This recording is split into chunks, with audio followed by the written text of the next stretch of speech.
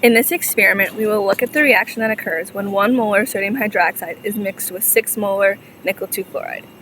We will start with 2 empty 50 milliliter beakers, and we will label them one with sodium hydroxide and the other with nickel 2 chloride in order to organize the solutions and prevent them from being mixed up before the reaction needs to occur. This will help to keep the workspace organized before, during, and after the reaction. In the first beaker, we will add 15 milliliters of the 1 molar sodium hydroxide solution.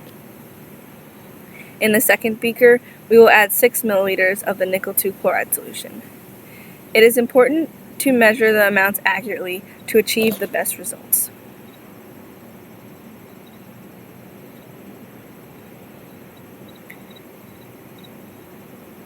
It is important to observe here that sodium hydroxide is a white color and somewhat cloudy, but the nickel 2 chloride is a bright green color.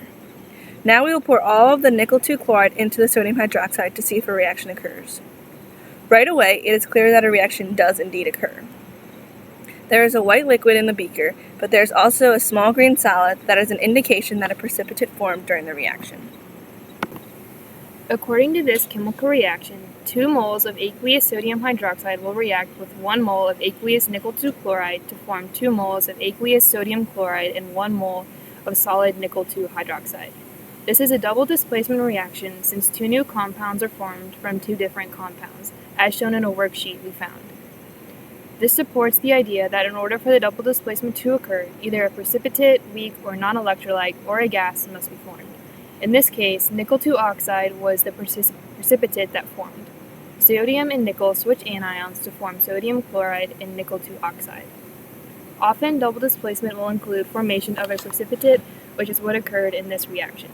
Nickel 2 oxide is insoluble, so it will form the green precipitate. Sodium chloride is soluble, and that is the cloudy solution that remains in the beaker with the nickel 2 oxide.